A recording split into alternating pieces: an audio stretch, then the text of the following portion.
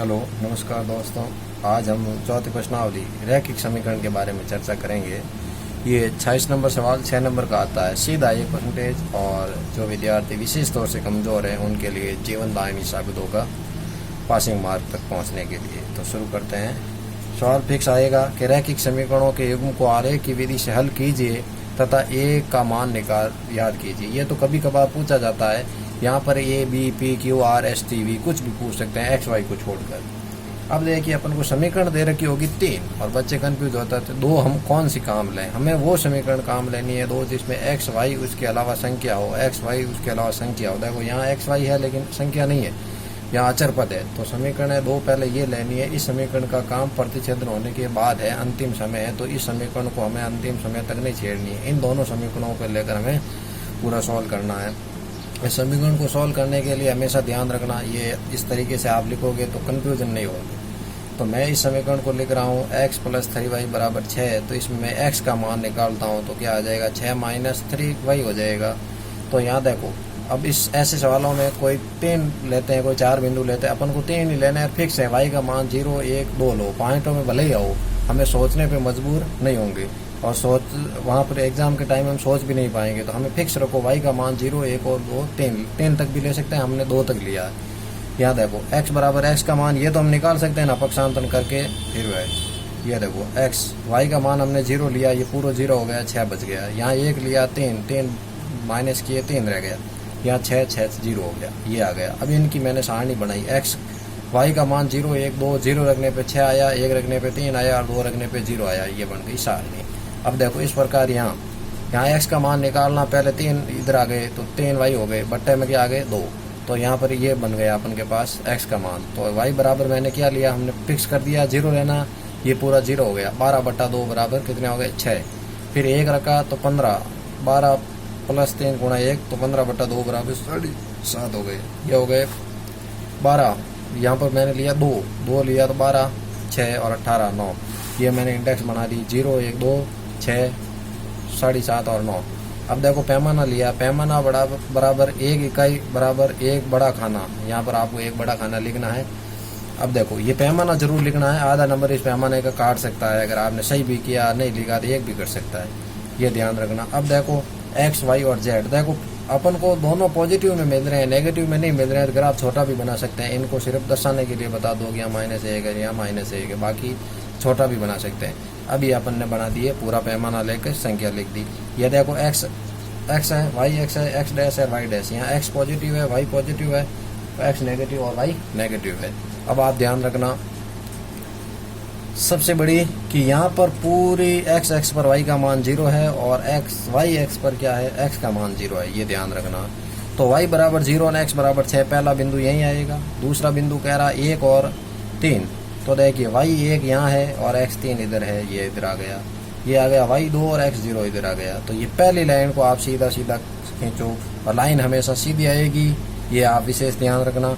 और जो लाइन आपने खींची x + 3y = 6, इसका नाम दे दो और जो बिंदु आपने लिए हैं इस प्रकार आप डोनेट कर दोगे। इस बिंदु के निर्देशांक ये है, इस प्रकार के ये है। अब देखो दूसरे में भी 6 और 0 थे, पहला बिंदु इधर ही आएगा, फिर 7.5 और 1 ये भी इधर ही आएगा, 9 और ये भी इधर ही आएगा। यहाँ आपने लिख दिया, सीधी लाइन खींच दी, इनका नाम दे दिया, ये आ गया ग्राफ का मध्य बिंदु। अब देखो अपन को तीसरी समीकरण दे रखी है, तो कोई ग्राफ कहीं न कहीं तो प्रतिच्छेद होगा। 10वीं लेवल तक तो मान निकालना नहीं है, सिर्फ प्रतिच्छेद देखना है। तो यहाँ पर प्रतिच्छेद बिंदु कौन से हैं, 6 और 0। तो ये ग्राफ बनाना तो आपको आ गया होगा, आप बड़े ही आराम से 2-4 सवाल की प्रैक्टिस करोगे तो हो जाएगा। अब देखो अब तीसरी समीकरण अब काम आएगी। 4x + 3y = a। x का मान अपन के प्रतिच्छेद बिंदु में मिला 6, y का मान मिला 0, यहाँ पर मान रखा तो a बराबर कितना आ गए 24। ये 1 नंबर का काम है, सबसे लास्ट में करना, सबसे ज्यादा विद्यार्थी कंफ्यूज इसमें होते हैं, तो ये विशेष ध्यान रखना। दूसरा इसका सवाल ये नहीं आकर के आ जाएगा असमीका वाला। बाकी सभी सवाल छोटे हैं, 6 नंबर में बनेगा नहीं, लेकिन एक सवाल है मोड ऑफ का मतलब संख्या जो दे रखी है उसको 2 बार लेना है। तो 3x - 2y ये दे रखा है <= -4। असमीका को ग्राफ के रूप में निरूपित कीजिए या छायांकित भाग याद कीजिए, छायांकित भाग में निरूपित कीजिए, प्रश्न किसी भी प्रकार से आ सकता है। अब ये मोड ऑफ में है, इसका मतलब 2 समीकरण बनेगी। पहली समीकरण तो इस मोड को हटा के सीधा लिख दो, 3x - 2y <= -4, तो -4। अगली बार में क्या होगा, कि ये सेम लिखो, ये चिन्ह चेंज हो जाएगा। चिन्ह क्या होगा, 3x माइनस 2y, इस बार ग्रेटर देन इक्वल टू और ये माइनस का प्लस हो गया है, दोनों समीकरण बन गई। इसकी अब समीकरण है, ये भी काम आएगी और इनकी अलग समीकरण बनेगी।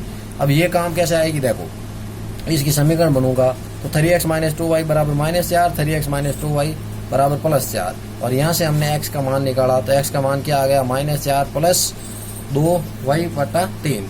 तो यहाँ पर देखो y का मान 0 रखा तो 0 हो गया, और यहाँ आ गया -1.3। जो आता है पॉइंट में जो आता है, एक ही बिंदु लेना, पॉइंट के बाद में हमें एक ही संख्या लेनी है ताकि हमारा ग्राफ क्या नहीं हो, गड़बड़ नहीं बने। यहाँ y बराबर 1 तो x बराबर कितने आ गए, -2/3, तो -0.6, एक ही लेना हमें, ध्यान रखना। y बराबर 2 तो ये 2 आ गया, यहाँ 0 आ गया।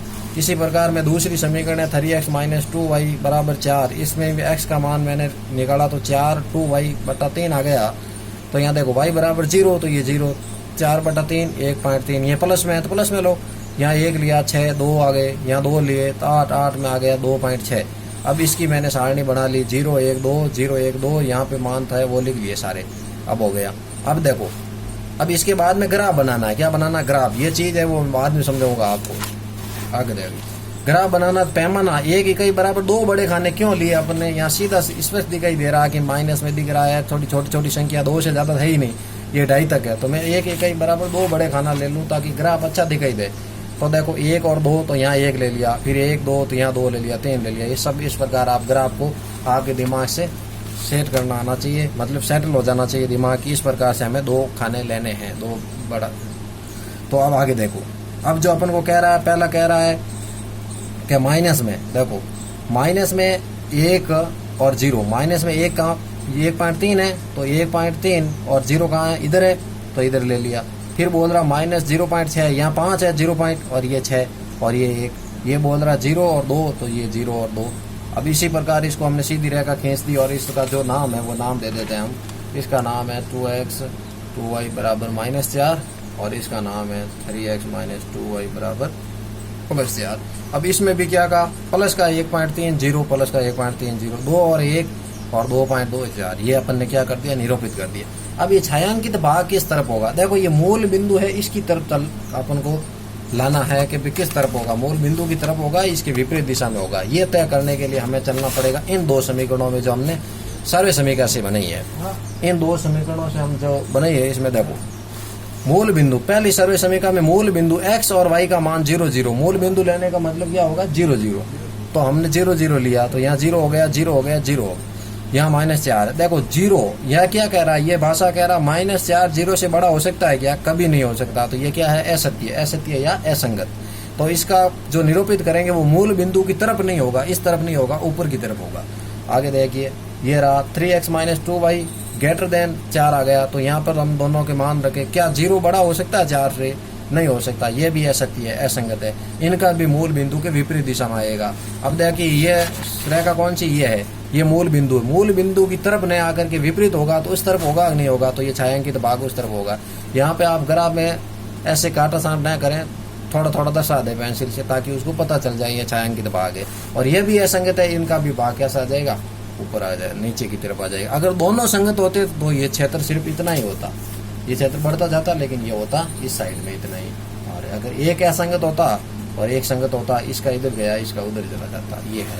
इस प्रकार आप 6 नंबर की कोशिश करके 6 नंबर ला सकते हैं। दोस्तों, अपने दोस्तों को ज़्यादा से ज़्यादा फैलाएं, जो भी इनका लाभ ले सकें उनको अवसर दें, और अपने दोस्तों को शेयर करें, लाइक करें और पढ़ाई का आनंद लें। जय हिंद, जय भारत।